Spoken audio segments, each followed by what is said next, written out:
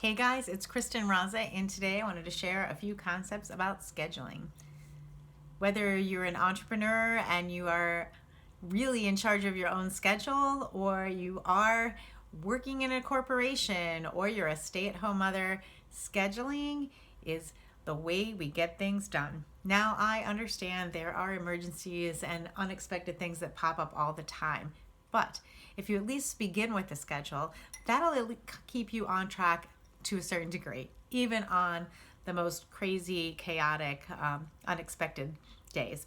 So, nothing ever happens in your life unless you create space for that to happen, and that means scheduling. So, there's a lot of times I've heard the quote, if it isn't scheduled, it doesn't happen, or something like that. I don't know who said that, but it is just so true. So the way I approach my schedule is really what I call a value-based scheduling, or you can think of it as priority-based scheduling. So I am very clear on what my priorities are: family, friends, health, learning, play, travel. I know I've given thought to it. I've journaled about it, all that. So I really know what's important to me, and I start at the top of the funnel with the things that are most important to me, and I schedule the non-negotiables first.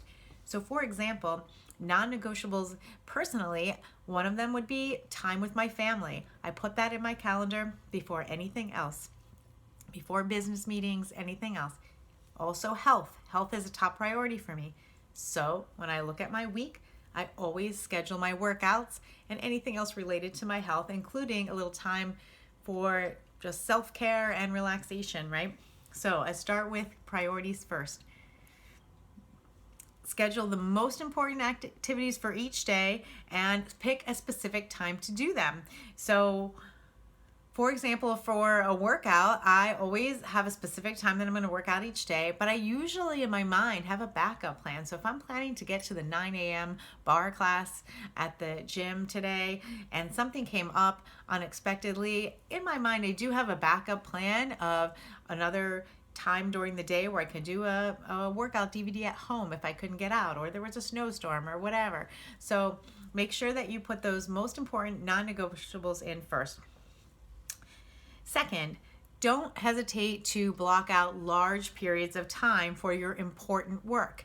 It's so easy to get sucked down the social media rabbit hole or be distracted by emails coming in or texts coming in.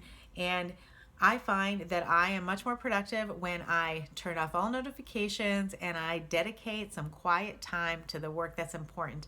Otherwise, that stuff never gets done. So that's important. Third, it may be helpful to prepare your schedule for tomorrow the night before. This way, I like doing that because then I can sleep without worrying and I don't have things running in my head. So I don't want to forget this or that. Now I've got a lot of activity in my brain that I don't need when I'm going to bed. So you'll sleep better. You won't risk starting your day by reacting. Instead, you will be taking charge of your time. Next tip is keep an ongoing list of little mini tasks that you can group together. So whether it be paying some invoices or setting up some appointments or filing some things, whatever it is, any small job, rather than get distracted throughout the day doing all those little things, I keep a running list of those small jobs that just require a few minutes. And then when I have little gaps during the day, I can do one or two of those mini jobs. So that can be helpful.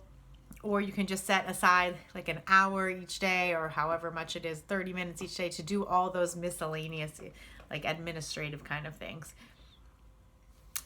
Next is allow enough time for each activity. This is one where I am overly optimistic.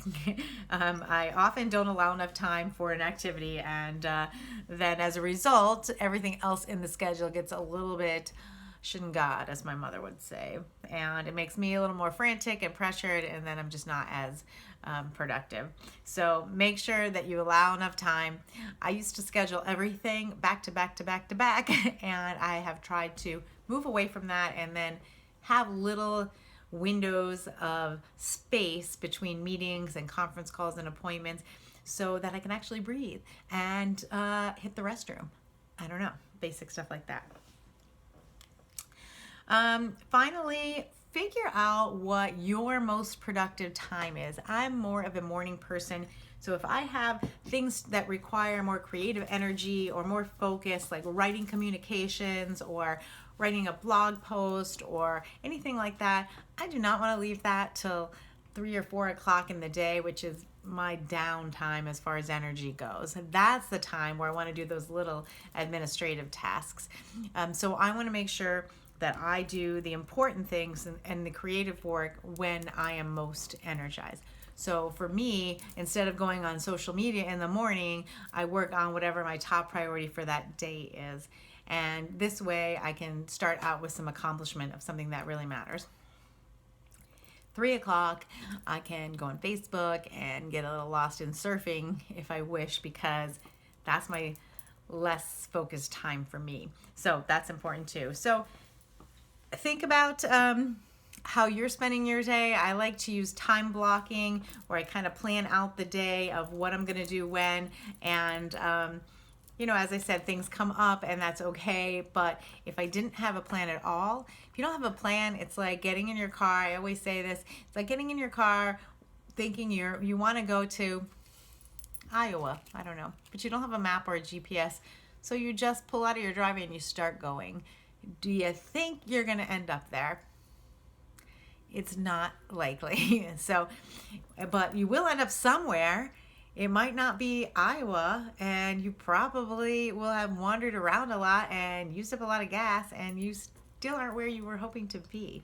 So I find when it comes to scheduling, consistency and persistence, the only way to develop new habits, I invite you to think about one scheduling habit that you want to implement and practice that daily and see how that works for you and see what that changes for you. So that's our tip today, key concepts on scheduling. Love to hear from you about your best strategies for scheduling. Thanks for watching.